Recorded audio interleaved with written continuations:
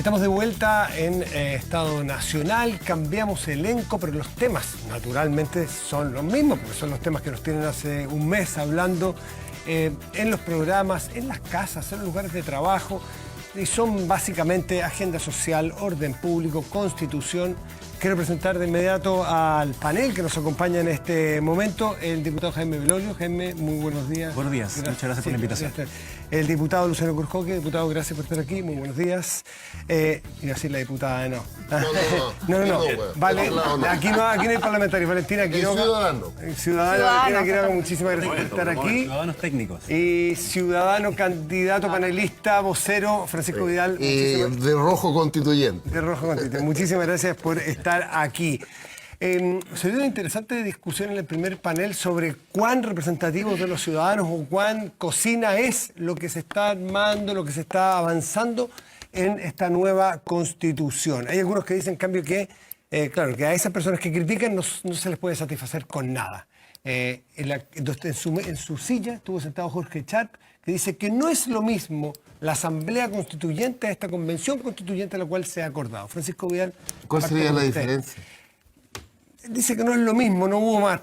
Francamente, no hubo mucho tiempo para que él profundizara porque estábamos contra el tiempo, eran 4 personas. Los quórum, claro, los quórum. Un tema era los quórum y otro era que tenía como el poder absoluto de determinarse completamente, digamos, y que eso no se daba en estas condiciones.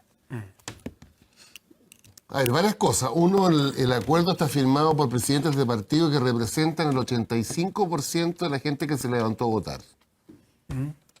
Ahora, el que no se levantó a votar y critica, que se levante la próxima vez.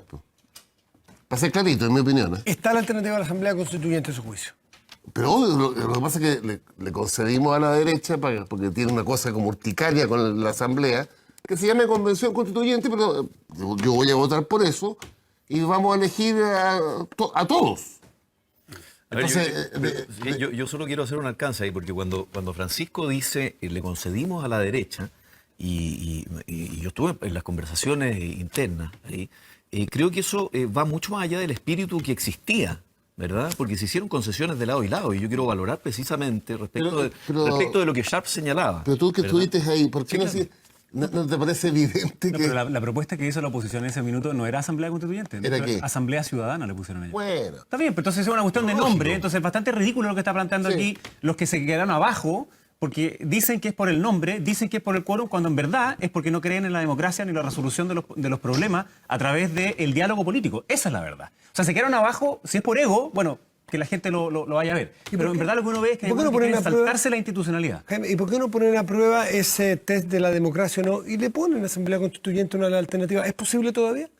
No, porque es parte ya del acuerdo que estaba establecido. Y yo creo que parte de lo que se demostró esa noche es que los criterios de unidad y los criterios de voluntad de avanzar precisamente se dieron sobre las bases de un acuerdo al que si le hacemos modificaciones ya estructurales, ¿verdad? Creo que va a dificultar el hecho de que podamos avanzar en un proyecto constituyente que muchos quieren que fracase. Y cuando tú dices rojo constituyente, precisamente el Partido Comunista, por ejemplo, está fuera del acuerdo. No, pero hoy día parte del Frente Amplio importante, parte del votar. Frente Amplio importante. O sea, ¿qué es lo que está uniendo en el lenguaje que le encanta a Francisco, a José Antonio Kast con el Partido Comunista? El mismo hecho de pensar que aquí se armó una cocina, y aquí no se armó una cocina. Aquí lo que hubo fue un acuerdo en el ex Congreso Nacional de todas las fuerzas políticas que, como dices tú, representan más de un 80% de las personas que votaron, y que va a viabilizar un acuerdo para algo tan fundamental como establecer un marco general de qué es lo que entendemos todos desde la política como casa común. Y eso va precisamente a facilitar las posibilidades de acuerdo. Yo tengo una sola aprensión con el acuerdo, en su parte sustantiva, que es los 2/3. Lo escribí ayer en el Mercurio. Hay como 2 aproximaciones en la derecha con respecto a los 2/3. La aproximación, por así decirlo, tuya o de Mario Desbordes, o tuya, que es los 2/3, lo que dice el presidente Lagos. Es bueno 2/3 porque vas construyendo una constitución lo más amplia posible. Pero está la otra vertiente, la del senador Alamán, que es transformar el tercio en la trinchera a los Jaime Guzmán, digamos. No, pero también la de Fernando Atria. Bueno, yo después te pido la palabra. Claro. O sea, tengo esa aprensión nomás. ¿Cuál derecha va a ser la que va a estar más representada en esa Asamblea Constituyente? La que quiere a partir del tercio logrado, o 2/3 al revés, no hacer nada, y en palabras del senador Alamán, si esto fracasa, se mantiene la Constitución original, o la que veo más... Es una realidad, pues si no hay una nueva Constitución es la que hay. Digamos. No, Es que está defendiendo la Constitución del 80. Valentina Quiroga, ¿qué opinión tiene al respecto? Sí, mira, yo primero quisiera valorar el acuerdo que ocurrió en nuestro país, el acuerdo político. A mí me parece que sin lugar a dudas es una oportunidad histórica para que podamos enfrentar un proceso de tener una nueva Constitución en Chile. Y creo que eso hay que valorarlo realmente sin matiz. O sea, a mí me parece que era impensado hace un mes atrás que en Chile se diera esta posibilidad. Dicho lo anterior, también creo que es importante que, dada la crisis que hoy día estamos viviendo, junto con todos los costos que esto ha tenido desde el punto de vista humano, a mí me parece que si bien el acuerdo contempla mecanismos relevantes de participación ciudadana, yo creo que son insuficientes y que hay que abrirse a la posibilidad de ver de qué manera eso se puede profundizar y no desatender lo que es del mundo que se ha dicho, ¿cierto?, más social, se está levantando, porque yo creo que ahí genuinamente hay que reconocer que hay un tema, esto se da además en un contexto de deslegitimidad política tremendamente elevado, y creo que no hay que cerrarse a la posibilidad de hacer todos los esfuerzos posibles porque esa legitimidad se construye. Y por ejemplo, a mí me parece que todavía está bastante poco a la deriva el proceso de que no está claro el que vayamos a tener un diálogo ciudadano a nivel nacional que sea realmente incidente en el proceso. Me parece que los plebiscitos evidentemente son importantes, es tremendamente valioso, pero no es suficiente dada el nivel de situación que hoy día está viviendo el país. Me parece en ese sentido también bien complejo y quizá un poco, voy a decir, irresponsable el que, por ejemplo, se empiece como ahora a interpretar el acuerdo desde algunos sectores políticos. Me parece que eso va justamente en la dirección contraria, y quisiera valorar también lo que al menos varios de los partidos de oposición, tanto de los que firmaron el acuerdo como aquellos que no firmaron el acuerdo, que hoy día se han dado la tarea de poner por escrito ciertas propuestas que caminan, me parece a mí, en la dirección correcta de poder trabajar en esa mejor participación, en esa profundización de la participación ciudadana y de la legitimidad. Y yo creo que no se puede cerrar a aquellos que firmaron el acuerdo a poder evaluar seria y genuinamente aquellas medidas que puedan avanzar en esa mayor legitimidad. Yo sé que el acuerdo fue difícil, sé que aquí, como ustedes han dicho, probablemente hubo concesiones y fue una conversación ardua. Creo que hay que valorar enormemente aquello, pero reitero, yo creo que aún falta construir esa legitimidad. Sí. Oye, mira, primero quiero partir por lo mismo que dice Valentina. Llegar a ese acuerdo no fue fácil para ninguno de los que estuvimos ahí, ni después para salir a explicar exactamente lo que habíamos conseguido. Todos estuvimos un poquito en la cornisa y el pequeño capital político que teníamos lo pusimos a disposición. Y eso significó mucha crítica por distintas partes. Pero, por lo menos para mí, era muy importante llegar a ese acuerdo. ¿Por qué? Porque yo soy parlamentario hace casi 6 años y probablemente esa fue la noche en que más me tocó parlamentar. Es decir, más me tocó discutir, sacarnos esa mochila, sacarnos esa coraza con la que muchas veces nos encontramos en el Parlamento para ir a ver los argumentos de los otros y dejar de lado la chapa de los partidos, dejar de lado la mala fe. Y esas son una de las razones por las cuales se consigue esto. Obviamente, frente a la urgencia de que estuviera en riesgo nuestra democracia. Y Chile ya, en su propia historia, tiene ese trauma de que frente a problemas políticos y sociales no hubo respuesta política, no hubo respuesta de diálogo. Y entonces lo que hubo es más polarización y terminamos sin democracia. En cambio, lo que hubo en esta vez fue algo completamente distinto. Entonces, que algunos se hubiesen querido quedar afuera, porque deliberadamente quisieron quedar afuera. Es completamente falso que las puertas estuvieran cerradas. Es completamente falso que esto fuera entre 4 paredes y con letra chica. ¿Cómo puede ser letra chica que estuvieran todos los partidos ahí expresados, salvo aquellos que no quisieron estar? Y aquellos que no quisieron estar lo han dicho los días después.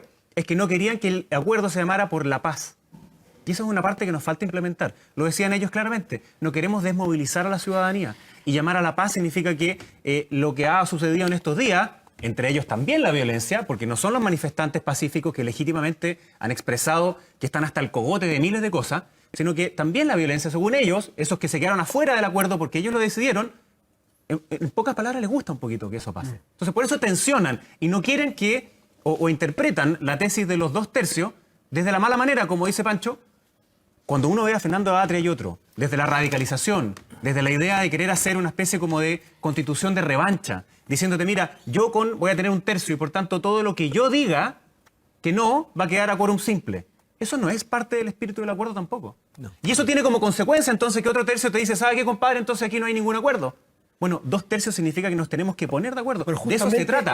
Justamente de eso se trata. En los tercios del extremo entonces, es lo que se necesita que haya 2 tercios. Por eso obliga a que se pongan de acuerdo. Precisamente de eso se trata esto. Que nos pongamos de acuerdo y esa misma noche, mientras estábamos acordando el mecanismo, porque fue parte de la disputa, y me acuerdo que estaba allí presente un constitucionalista del Partido Socialista, Francisco Zúñiga, y él dijo, mire, la manera de resolver esto es que esta convención vote en general, al inicio, en general, una arquitectura completa de la Constitución, con contenido base, para que luego se hagan modificaciones post 2/3. Eso es lo que está expresado en el acuerdo, en el decir que, uno, todo es por 2/3 y la forma en que funciona también es por 2/3. Entonces, yo creo que esa es la lógica perdón, y solo para terminar, esa es la lógica que nos anima y por último, eso no es todo el acuerdo. ¿Por qué? Porque viene otra parte que es clave hacerla ahora y el lunes vamos a tener una primera prueba, que es apoyar la agenda social de manera a mejorar la calidad de vida de las personas ahora y no en 2 años más. Diputado. A ver, algo que es importante respecto a lo que señalaba Pancho. Acá es cuando se piensa en atrincherarse en el tercio, se está pensando probablemente en los mecanismos contramayoritarios que hoy día tiene la Constitución. Precisamente, y fue parte de la discusión, porque algunos propusieron que en su momento se remitiera a la actual Constitución en caso de que no hubiese acuerdo. Pero acá el veto en la práctica, el tercio, opera para ambos lados. O sea, y tiene razón Jaime en términos de que lo que propuso también Zúñiga dentro de la discusión, y de todo, esta fue una discusión que además en la que estaban todos los actores más o menos reunidos, saliendo, yendo a preguntar, tratando había mucha voluntad de acuerdo, y en eso yo sí quiero valorar lo que hizo el Frente Amplio, la parte que yo considero democrática del Frente Amplio, porque hay una parte del Partido Humanista y el Partido Ecologista Verde que probablemente van a estar fuera del acuerdo, al igual que el Partido Comunista, y lo que hizo también la UDI en términos de hacer sesiones, de que la página en blanco le daba garantías a que precisamente nosotros partiéramos con un acuerdo más genérico, ¿verdad? Yo creo particularmente en las constituciones liberales, constituciones mínimas, marcos de acuerdos más genéricos, ¿verdad? Donde no están incorporados todos los derechos sociales que se quisieran dentro de la Constitución, sino un marco más genérico que le permita a las instituciones luego y a la política operar, ¿verdad? Y más o menos dentro del espíritu del acuerdo siempre estuvo esa idea. Aprobemos por 2/3 aquello en lo que sí estamos de acuerdo, y algunos que plantean un poco de mala fe hoy día, tratar de dejar fuera, qué sé yo, el Ministerio Público, tratar de dejar fuera el Banco Central, el derecho a propiedad o una lista de derechos sociales justiciables por el otro lado, ¿verdad? Creo que operan de alguna manera de mala fe. El acuerdo, y aquí lo valoro, se basa en la idea de que los 2/3, tanto para la aprobación del texto constitucional, como para las reformas que se hagan, e incluso también para la forma de funcionamiento que va a tener a través de lo que se debe establecer ahora y que va a establecer también los mecanismos de participación en términos de cuotas de género, en términos de participación indígena, en términos de si se pueden o no conformar listas. O sea, aquí hay una ingeniería de detalles también importante. No sé. Implica que el tercio no es hoy día una trinchera para nadie, sino en el fondo es establecer un poder de veto paritario en ambas puntas del acuerdo. Y por ende, creo que estamos obligados hoy día, y creo que la voluntad es esa,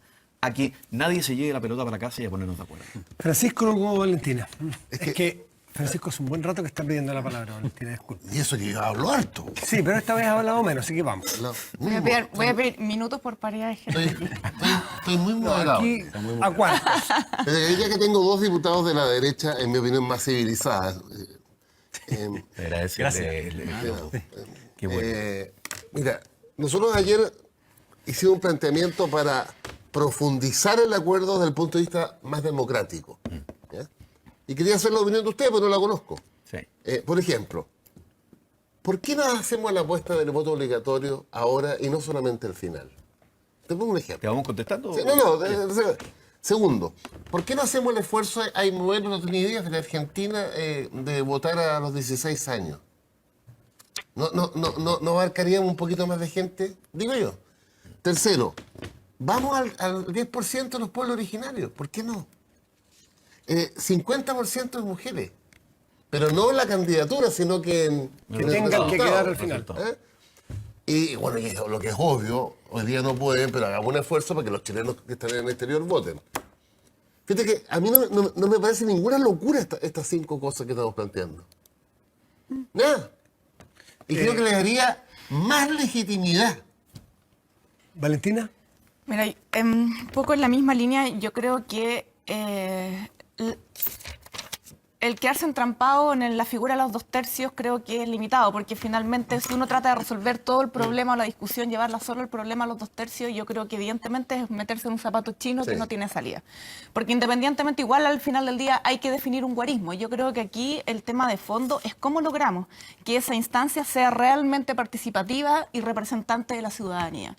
Y eso es lo que hoy día está en cuestión, porque finalmente cuando eso no se resuelve desde el punto de vista político, todo lo que queda después para el guarismo de cómo finalmente se va a resolver puede ser susceptible de suspicacia. Entonces a mí me parece que aquí lo de primer orden, que hay que dar el paso que viene después de, reitero, ese acuerdo que me parece que es tremendamente valioso, es cuáles son las medidas que se van a tomar para asegurar realmente que ese espacio, convención, asamblea, ¿cierto?, que se defina sea realmente representativa. Porque si después de todos los mecanismos resulta que, aunque incluso ganara, ¿cierto?, la opción, si ganara la opción de sí a una constitución y que, ¿cierto?, incluso aunque ganara de 100% de votación ciudadana, si al final del día tú quedas con que el 80% de los participantes entonces son todos militantes de partido, vamos a tener un problema tremendo. Vamos a tener un tremendo problema. Por eso me parece que lo que es de primer orden, respecto del acuerdo, digo, es cuáles son los compromisos. Y bueno, Pancho, ¿cierto?, mencionaba lo que el partido estaba proponiendo, que va en línea a lo que en grueso todos los partidos, ¿cierto?, de oposición de alguna manera están un denominador común. Sí. Y después me parece, respecto al tema de los 2/3, creo que esa discusión no puede ir sin la conversación, que era algo que lo que se estaba empezando a esbozar acá, que qué es lo que ocurre cuando no existe acuerdo. Y a mí me parece que el dejar la hoja en blanco no es evidente. Yo creo que un mínimo de responsabilidad también requiere ponerse de acuerdo en qué es lo que va a ocurrir si es que, puesto el guarismo que sea, en este caso los 2/3, no se llegan a acuerdo, ¿cuál se está dispuesto, por ejemplo, a plebiscitar? ¿Cuáles son los mecanismos? O sea, creo que eso no puede quedar en el vacío. Diputado. Y es lo que de alguna manera... Sí, hay algo que es interesante. Primero, respecto de lo que señalaba Pancho, para referirme luego a lo de Valentina. Es cierto que parte del acuerdo implica que ojalá tengamos la mayor cantidad de participación efectiva dentro del marco que el acuerdo señala. Nosotros debemos dar una respuesta como Chile Vamos, porque acá como dentro precisamente de los acuerdos, y ahí yo también valoro que nosotros le demos importancia a que el acuerdo existe, ¿verdad? Es que esto se dividía paritariamente entre gobierno y oposición. Y ayer lo que recibimos fueron 3 documentos distintos, uno del Frente Amplio, uno de la ADC, el PPD y el PS, el PPD, el PS y el PR, y otro de la ADC. Por tanto, también esperamos que la oposición pueda ponerse de acuerdo, porque son 3 documentos que tienen distintos mecanismos de participación. ¿Cuáles son los mecanismos de participación y por qué también es importante que establezcamos más o menos las reglas claras? Primero, porque evidentemente que hay algunos sectores que no están de acuerdo con tratar de pasar por encima del espíritu del acuerdo. Voy un poquito al voto obligatorio. El voto obligatorio precisamente se estableció en el plebiscito de ratificación y no en el plebiscito de entrada ni en la elección de constituyentes, para darle una cierta legitimidad al acuerdo constitucional, en términos de que hoy día no tenemos en nuestra ley de votaciones, plebiscito y escrutinio voto obligatorio. Se requeriría, para crear, por ejemplo, varias de las propuestas que existen, para crear, por ejemplo, un padrón de independientes o un distrito de independientes, una modificación sustantiva a la ley de votación y escrutinio, varias modificaciones a la ley, por ejemplo, de propaganda electoral, varias modificaciones a la ley del CERVEL. Por ende, creo que cuando tú vas a enfrentar en un año como el 2020, 3 procesos eleccionarios, donde va a estar el plebiscito de entrada, va a estar el constituyente en octubre, y entre medio tú vas a tener primaria, ¿verdad?, donde van a ir los gobernadores regionales, nuestro amigo Francisco Vidal. Vale, no, ¿Ah? Bueno, pero tú lo que debes hacer es tratar de mantener ciertas reglas claras, y dentro de aquellas tratar de hacer modificaciones. Respecto, por ejemplo, y por qué no quiero adelantar hoy día conclusiones, es porque nosotros tenemos que presentar un documento al día lunes, precisamente a la oposición, en respuesta a aquello que propongan. ¿Te fijas? Pero creo que nosotros propusimos como Evópolis, y que hablo exclusivamente desde nuestro partido, que exista una integración importante también de pueblos indígenas. Hoy día la ley de votación y escrutinios propone que a la base haya 40 y 60. A mí no me parecería mal eventualmente avanzar ahí, que la democracia haga su resto. Me gustan menos las cuotas a la llegada, ¿te fijas? Sí. Pero sí me gusta, por ejemplo, que los mismos partidos puedan permitir que dentro de la modificación legal que se va a producir, los independientes puedan, por ejemplo, sumar. Hoy día no suman. O puedan aumentar proporcionalmente para esta elección en particular, puedan aumentar su participación. Hoy día es claramente la ley de votación y escrutinio tiende a favorecer los pactos y los partidos. Pero eso tiene una serie de problemas. Y entre otros problemas es que finalmente aquí hay responsables electorales, debe haber mecanismos de arbitraje que hoy día los partidos sí tienen y que no tienen, por ejemplo, la lista de independientes. Entonces, el diablo está en los detalles, también hay que verlo cómo hacerlo con responsabilidad. Jaime, y los CELA y los cabildos y todo aquello que permite la participación. Dos cositas interesantes. Una, en la práctica, ¿cómo se va a garantizar de que la pelota para la casa no se le lleven los partidos y los ciudadanos? Entonces, porque esto es hacerse trampa en el solitario. Vamos a llegar al final del proceso y no va a tener la legitimidad que todos queremos que tenga. Los 16 años, que puede ser un detalle, pero interesante, ¿qué es lo que piensan ustedes? Y quiero que entremos ahora, aprovechando para la siguiente pregunta y todos, dieta parlamentaria, que se transformó en un temporal. Después fue mucho más allá que un ratito la agenda social. Porque bueno, por ahí vamos a entrar ya no solo a lo constitucional, sino que a los temas de discusión de agenda social. Oye, todos los temas que pone Pancho me parece que son perfectamente discutibles, es algo que se está viendo en esta comisión. Ahora, hay algunas cosas que están en la letra del acuerdo también. Por ejemplo, cuando se dice que las elecciones van a ser igual o el mismo mecanismo que hoy día se hacen los parlamentarios, claro, lo que está diciendo es circunscribirlo también, si uno se apega a la letra, a también el número, distritos, los 155 en 28 distritos. Exactamente, y a través de un método proporcional. Sí, y estaba bien que así fuera, y ese día en la noche tampoco íbamos a llegar a absolutamente todos los acuerdos, y por lo mismo que se genera también en ese acuerdo es que hay una comisión técnica. ¿Por qué es relevante esto? Un punto nomás, están planteando la posibilidad, piénsenlo ustedes también, de que para que sea más amplio... 310. 310, el doble. Sí, lo vi. Y ahí hay una experiencia comparada también en que las asambleas constituyentes o convenciones que son más exitosas no son las que son más grandes. Entonces hay que tener cuidado y también son las que de alguna manera incorporan a la institucionalidad vigente, entre ellos los partidos. Esas son las razones por las cuales yo me lo voy a seguir jugando por la convención mixta. Porque si es una convención mixta, además, tú cierras a que los que están en el Parlamento hoy día juegan un rol allí y no renuncian para ir a la otra parte. En cambio, si es una en donde se escogen abiertamente todos, entonces sí se permite, y eso también está en el acuerdo, que los que somos parlamentarios podamos inscribirnos y en el momento que quedas inscrito como candidato, entonces pierdes tu cargo. Entonces, eso también me parece que es una buena forma de enganchar la institucionalidad vigente con la actual. Una sola cosa con el tema de la hoja en blanco, que se ha repetido mucho. Primero, la hoja en blanco, sea cual sea esta, no están en blanco. Y la principal razón por la cual no están en blanco es que Chile ya tiene firmados tratados internacionales que son vigentes y ratificados por nosotros.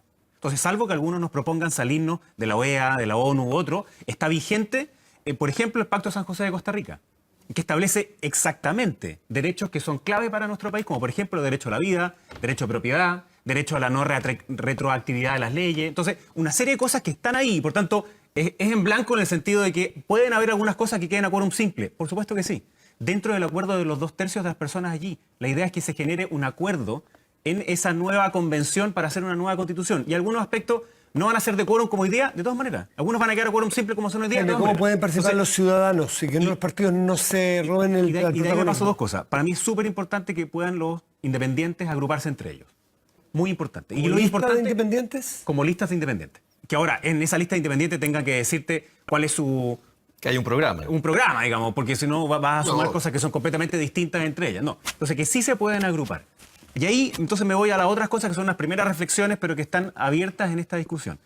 El principal argumento para hoy día poner en las cuotas para mujeres, o más bien de género, 60-40, es que las estructuras actuales de los partidos discriminan a las mujeres y no les permiten llegar a una posición que compita de igual a igual con los que son hombres. Sin embargo, si es que tú abres a los independientes para que ellos puedan agruparse, ya no existe esa misma traba que tienen los mismos partidos. Entonces, esa es una buena razón para decir, no tiene que haber una cuota de salida, sino que una más bien de entrada en la presentación de candidaturas. Algo similar con respecto a los pueblos originarios. Yo soy partidario de que nosotros tengamos una solución específica para los pueblos originarios. Hay varias maneras distintas en las cuales esto se ha hecho. Unos con un padrón aparte, que también tiene un riesgo, eso, exactamente, claro. Otros con un distrito específico. Lo mismo que nos pasa con los que están al exterior. O sea, los países los que están al exterior votan por, llamémoslo así, un parlamentario o un constituyente, podrían todos agruparse y ser más que los inscritos en un distrito, digamos. Entonces podrían darte vuelta completamente. Por ejemplo, se agarran un distrito chiquitito y todos los que viven, da lo mismo, en Estados Unidos, se inscriben en un distrito pequeño, los de Estados Unidos decidirían y no los del distrito pequeño. Entonces lo que han hecho algunos países es crear un distrito para personas que viven en el exterior. Bueno, eso hay que verlo. Hoy día sí pueden votar en el plebiscito de entrada y en el plebiscito de salida. Así es como quedó nuestra legislación, precisamente por estos problemas. Y por último... 16 años. Lo de los diseños a mí no parece que sea conveniente ahora. Entre otras cosas porque no me parece razonable que los mismos que han propuesto que no hay responsabilidad de los menores de edad, por ejemplo en el ámbito penal, porque no miden la consecuencia completa de sus actos, hoy día digan que sí pueden hacerlo con respecto al voto. O sea, ahí hay un riesgo en donde sí se ha aprobado en otras partes del mundo en elecciones locales, que es distinto a este tipo de cosas. Entonces, yo creo que todas esas se pueden discutir. Vamos a lo razonable. Vamos a hacer un alcance antes de terminar con respecto a la hoja en blanco. Hay un proyecto constitucional que Bachelet ingresó, la presidenta Bachelet ingresó al Congreso. Está la práctica de años y la jurisprudencia que ha ido creando también la Constitución del 80 y está también la tradición de las constituciones del 33 y del 25. Por tanto, cuando entre los mismos constitucionalistas se habla de la hoja en blanco, se habla conforme a un cierto apego a una tradición constitucional que el país también tiene. Y eso que yo creo que es importante también dejarlo para que la ciudadanía no vaya a pensar que acá vamos a ponernos a inventar la rueda, porque las constituciones, hay varios proyectos que son entretenidos de mirar por internet, uno se llama Constitute Project, para que usted lo vea en su casa, tienen más o menos ciertas arquitecturas que son bastante similares. Bueno, de hecho, hay continuidad en la Constitución en Chile. Así es. Hay Muchachos, muchos artículos que vienen del 33. Vamos, dejé planteada como estímulo para la conversación la rebaja de la dieta parlamentaria, pero el presidente de la República esta mañana ha visitado la escuela de suboficiales, hizo declaraciones que la quiero compartir con ustedes y luego entonces volvemos a la mesa. También quiero informar que Carabineros de Chile va a recibir a partir de esta semana la asesoría profesional de las policías de Inglaterra, de España y de Francia, para poder enriquecer la estrategia y el procedimiento operativo, para poder mejorar los mecanismos de control del orden público, para poder dar un mejor resguardo a nuestros compatriotas. Quiero informar que la próxima semana vamos a enviar al Congreso Nacional un proyecto de ley que va a permitir a nuestras Fuerzas Armadas, sin necesidad de establecer estado de excepción constitucional, sin necesidad de restringir las libertades y los derechos de los ciudadanos, poder colaborar en la protección de la infraestructura crítica de nuestro país. Como por ejemplo, todo el sistema de abastecimiento eléctrico, todo el sistema de abastecimiento de agua potable y muchas otras infraestructuras críticas, incluyendo lo que es la infraestructura policial. Interesante este último punto, creo que va a ser el más debatido. ¿Están de acuerdo ustedes? ¿Estarían de acuerdo si fueran, vamos a suponer que los 4 son parlamentarios, un proyecto de ley que indique que las Fuerzas Armadas, bueno, lo explico el presidente, puedan colaborar, por ejemplo, en el resguardo de infraestructura crítica? Usted fue ministro de Defensa, señor Vidal, sería el indicado para partir. Es que este es un temazo, el tema de los derechos humanos, la violencia, es un tema en sí mismo. Mi impresión, fíjate, es que el 99% de los chilenos, si no más, estamos un poquito secuestrados entre la violencia vandálica y la violencia represiva. Porque digo que, mira, vi lo de Amnistía y vi hoy día la entrevista a Vivanco y estamos en un problema. Vivanco sostiene que hay una violación masiva, no dice sistemática. Pero señala también hace el punto que no señala que es sistemática, porque para ser sistemática debe cumplir unos estándares que Chile bajo ningún punto de vista hoy día está cumpliendo. Sí. Entonces, ¿A nadie le cabe duda que se han violado los derechos humanos por parte de la policía? A nadie. Sí, ni el mismo gobierno ni la Secretaría de Derechos Humanos ha reconocido que ha habido casos. Claro, esto se va a aparecer como un bypass para no decretar zona de emergencia, entonces sacar a las Fuerzas Armadas a cuidar las centrales eléctricas. Así se va a ver desde el punto de vista de la oposición. Te lo adelanto. Pero bueno, pero ¿cuál es el punto? ¿Es como algo que no se debe hacer? Es que yo creo que más que discutir el instrumento, yo creo que el desafío principal de la política hoy día en Chile es generar las condiciones para terminar con la violencia. Pero eso no es un poquito largo plazo, interesante. No. Tú tienes que terminar desde el punto de vista operativo y desde el punto de vista político. Pero perdón. Y terminar con la violencia significa aislar a un grupo que yo calculo que no son más de 50.000 en todo Chile, que le da lo mismo la nueva constitución, la pensión básica solidaria, es en otra. Son vándalos. Pero mira cómo se alimenta el compadre que quema una ambulancia, yo que impresionado en Coquimbo, y ataca al hospital de Coquimbo, el hospital. ¿Ah? Entonces, mira cómo se refuerza. Está eso y las barbaridades que hemos visto en represión policial. Ya, pero hay un punto ahí, Francisco. Pero mojémonos un poquitito. Sí, ¿Cómo estaríamos frente a una votación? A ver, a mí yo lo votaría totalmente a favor. Me parece que en materia de infraestructura crítica, el hecho de que las Fuerzas Armadas, donde gastamos buena parte del presupuesto nacional, pudiesen generar sobre la base de grupos especializados, especialmente entrenados para aquello, un alivio a la labor de las policías y de carabineros, creo que... ¿Definamos infraestructura crítica, por ejemplo? Bueno, no, es agua, los servicios básicos, la conexión... Agua, luz, puertos, aeropuertos, hospitales, estaciones de metro. De todas maneras. Por supuesto. ¿Son infraestructura crítica?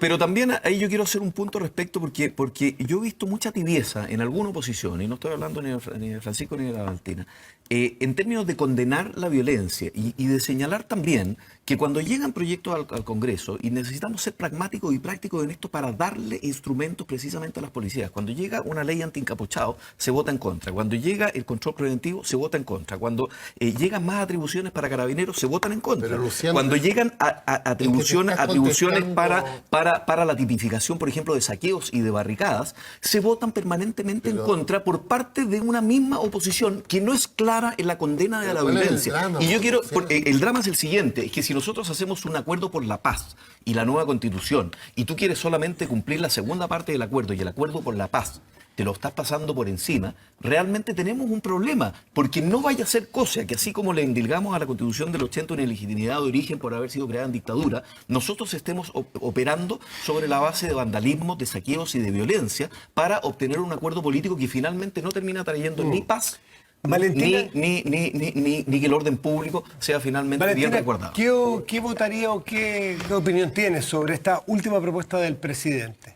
Mira, yo creo que, bueno, primero creo que es importante conocer un poco más en grueso cuál sería la estrategia más ampliada. Como idea general.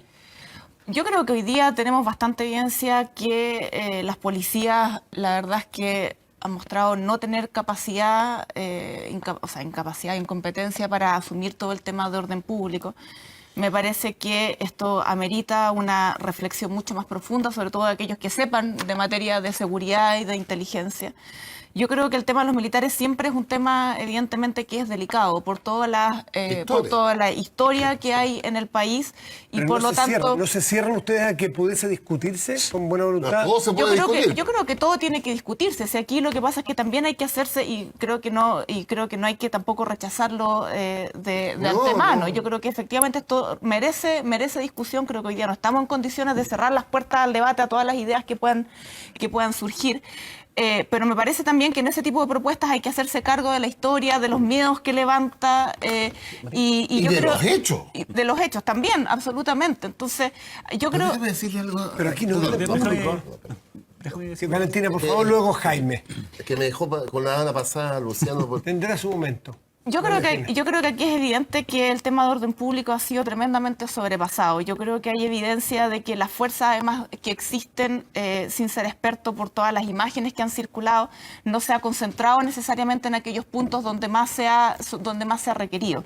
Hemos visto fuerte concentración a veces de resguardo en manifestaciones que a todas luces son pacíficas, vis a vis, cuando en paralelo se han estado incendiando o haciendo saqueo en lugares donde lamentablemente las fuerzas no han estado presentes.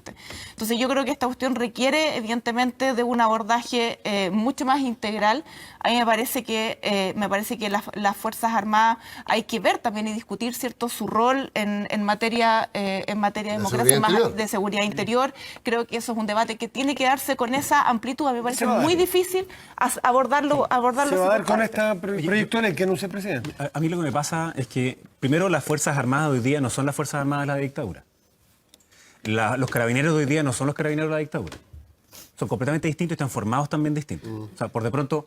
sería un fracaso brutal de la democracia que fueran los mismos. Bueno, pero es que es obvio que no lo son. Entonces, cuando algunos tratan de poner como que lo fueran, simplemente no da cuenta de la realidad.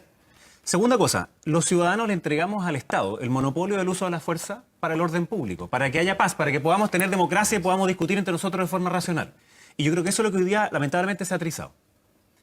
Porque esa legitimidad en el uso de la fuerza, algunos lo ponen en duda de manera sistemática, ya sea porque algunos están de acuerdo con la violencia, o son débiles en decir que no, o simplemente son ambiguos en decir que no, y también hemos conocido casos de abuso, que son evidentes, y de eventuales violaciones a los derechos humanos. Entonces, en una democracia, uno no puede garantizar que no hayan violaciones a los derechos humanos. Lo que tiene que garantizar en una democracia es que esas violaciones no queden impunes. Y precisamente lo que ha demostrado estos días es que cuando han habido esos abusos o esas eventuales violaciones a los derechos humanos, lo que hay es que los propios carabineros hacen sus propios sumarios, son cerca de 500, las propias Fuerzas Armadas también lo han hecho, los tribunales de justicia están funcionando, hay personas que están privadas de libertad precisamente por estos casos. Entonces, ¿de qué se trata esto? Que no es cierto que haya una política dedicada a dañar a la población. Cuando lo que te está mostrando es que las propias fuerzas policiales, cuando hay abusos, lo que hacen es someterlos a la justicia para que haya sanción y no haya impunidad. Eso es clave, clave, clave.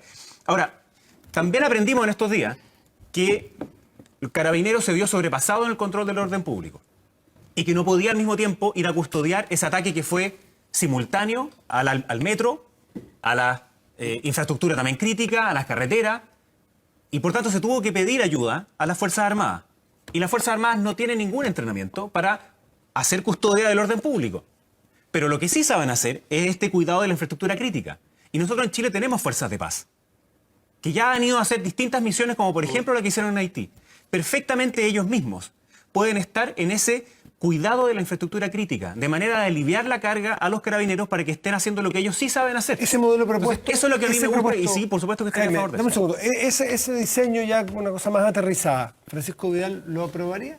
Yo tendría que verlo con detención porque en el cuadro actual, te voy a poner un ejemplo dramático. Infraestructura, consideremos los hospitales. Y colocas tú una patrulla militar en el hospital. En el cuadro actual, lo más probable es que haya un enfrentamiento. No, pero hablando súper de verdad.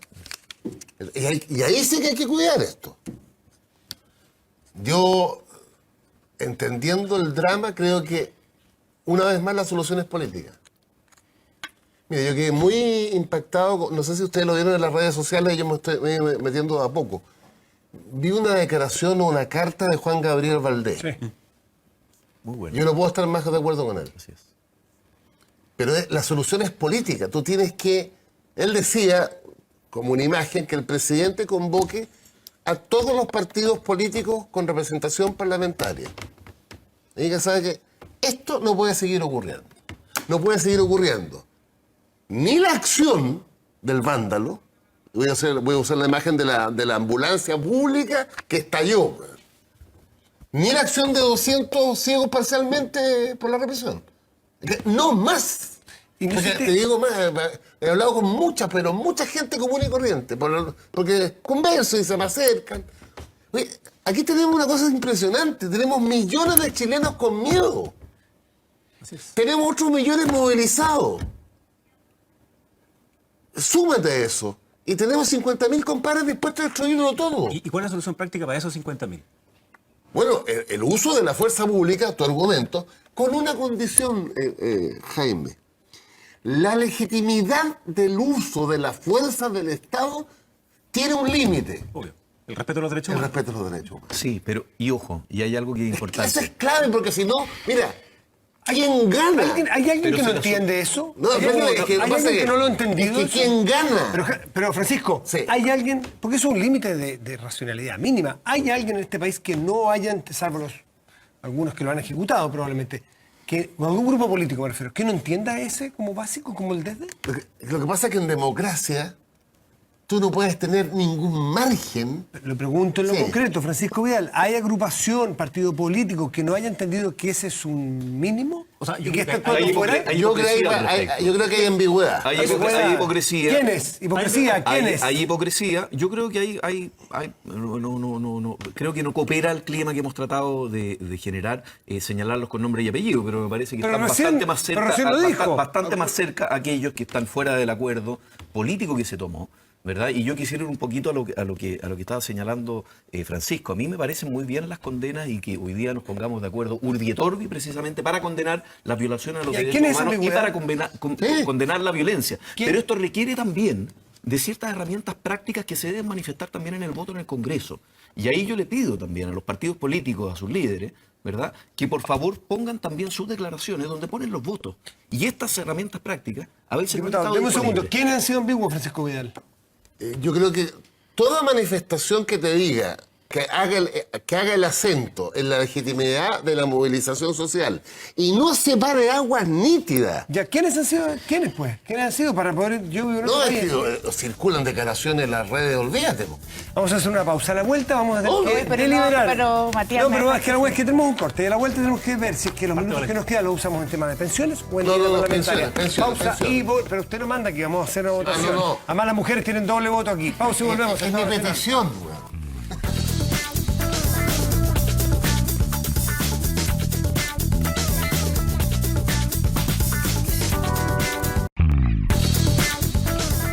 Estamos de vuelta en Estado Nacional, transmisión conjunta de TVN y Radio Duna. Valentina Quiroga, sus 2 minutos finales porque nos quedan 8. Ya, 2 minutos. Oye, Elija. respecto solamente que no quería dejar pasar la última conversación, a mí me parece que aquí, sin lugar a dudas, se requiere y hay que seguir haciendo la condena transversal de todos los temas de violencia de orden, particularmente también, obviamente, las violaciones a los derechos humanos. Pero yo creo que aquí se requiere mayor energía de parte de las autoridades políticas respecto a los temas de violación a los derechos humanos. Yo creo que esa cuestión ha estado frente a la ambigüedad. Yo creo que eso efectivamente ha sido ambiguo y creo que la declaración del gobierno frente al comunicado, ¿cierto?, de Amnistía Internacional ayuda poco en esa dirección.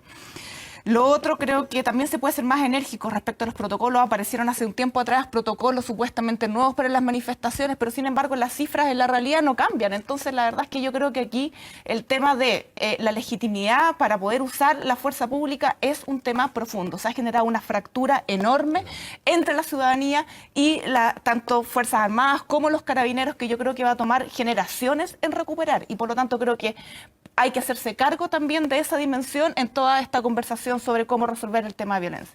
Y quiero pasar, y me queda un minuto para el tema de la agenda social. No, perdón, solamente que lo que quiero plantear respecto a la agenda social, me parece que efectivamente hay que reconocer que han habido avances, pero aquí todavía está a la deriva el debate de fondo respecto a cuál va a ser el sistema de protección social que Chile va a tener en los próximos años. Y a la base de ese acuerdo tiene que haber un acuerdo político sobre un nuevo pacto fiscal. Hoy día solamente un dato. Acaba de salir publicada en el panel que hace la Universidad Católica de opinión sobre el aumento de la carga tributaria. En abril se hizo la misma pregunta. En abril apenas un 40% de los que participan del panel decían que ¿A quién había le que vamos a quitar aumentar. el minuto suyo? Y Digamos que a Vidal. hoy día es el doble. Hay que hacerse cargo de eso. De lo contrario, me parece que cualquier discusión de agenda social sin un nuevo pacto fiscal... Agradezcale a Vidal por el minuto que le cedió. Luciano Cruz Campo. Sí, yo quiero hacer ciertas valoraciones. Primero, valorar a todo el mundo político que concurrió a este pacto, a este acuerdo por la paz y la nueva constitución. Creo que ese es el espíritu, creo que eso es lo que la ciudadanía le está exigiendo también al mundo político, ponerse a la altura. Quiero valorar lo que ha hecho el ministro Blumel respecto de esta agenda que acaba de anunciar el presidente Piñera en la Escuela Suboficiales de Carabineros, lo que ha hecho también y el tono en el que se ha manifestado el diálogo con el ministro Briones. Se va a aprobar mañana, probablemente en la Cámara de Diputados, el presupuesto, que trae consecutivamente en 3 años un avance hacia el 50% del mejoramiento de pensiones, que es uno de los temas fundamentales, y un aumento enorme en el per cápita también de salud, que son 2 de los temas más relevantes que han surgido a partir de estas manifestaciones sociales. Y finalmente también valorar el hecho de que vamos a tener un sistema precisamente para que las altas autoridades del Estado, los parlamentarios, los ministros, todos aquellos que ganan sueldos altos de la administración pública sean regidos por una comisión que permita que estos sean austeros, sean probos, sean equitativos y sean finalmente sobrios, que es algo que la ciudadanía también le está exigiendo con mucha fuerza a la política.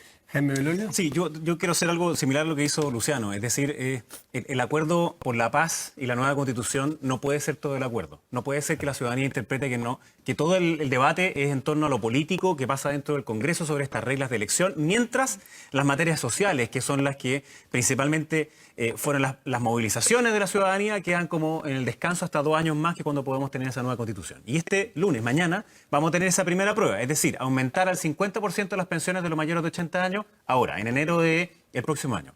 Aumentar al 50% las pensiones de los mayores de 75 en 1 año más.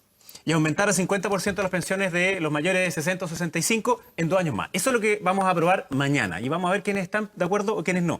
Lo mismo el disminuir a la mitad del precio del transporte del adulto mayor. Lo mismo la rebaja en el precio de los medicamentos y, como dice Luciano también, la mejora sustantiva, la más grande que se ha hecho en materia de per cápita para que los municipios, los consultorios tengan más ingresos. El ingreso mínimo garantizado, que también se está discutiendo, para que nadie tenga ese sueldo miserable que muchas veces tienen hoy día, seguridad, que era algo que hemos discutido también acá y que lo está exigiendo la ciudadanía. Y por último también la rebaja en el sueldo de los parlamentarios también es algo que va a ser una realidad. Para que no sea solamente frases que hemos dicho, sino que cosas concretas que también estamos cumpliendo. Esa es la manera en la cual esa distancia gigantesca entre las urgencias de las personas y lo que pasa en el Congreso empiecen a achicarse. Así que yo celebro el entendimiento, el diálogo, y espero que la misma lógica que operó el otro día para generar un acuerdo de paz y de nueva Constitución también opere en la agenda social. Francisco Vidal. Votos. Yo fíjate, yo espero que nuestros parlamentarios de oposición rechacen el acuerdo sobre la pensión, sobre pensiones. Me parece impresentable que tú le digas a un adulto mayor del Pilar Solidario que espere 3 años más para subir 15 lucas. Impresentable. Y creo que deslegitima a la política. No, pues, La deslegitima. sube el tiro 20. No, señor. Tiene que subir. Lo mínimo es el 50% para la pensión básica solidaria ahora. Es ni más ni menos que pasar de 110 a 165 lucas. Con un criterio objetivo, es la línea de la pobreza. Ancho, fuiste gobierno ¿cuántos años? Y hoy día reclamas porque se está haciendo un aumento del 50%. Perdón, ahí me parece... En 3 años. Pero es que ¿Cuántos muertos de aquí a 3 años? Pero acabo de decir, ¿Pero por qué va a haber? ¿Por qué? Enero lo En menos. Para enero los van a mayores de ser- 80. Y va a ser progresivo. en los- No. Anda a un club tuyo de San Bernardo, del adulto mayor, con 100 viejitos y pregunta quiénes son los que tienen 80.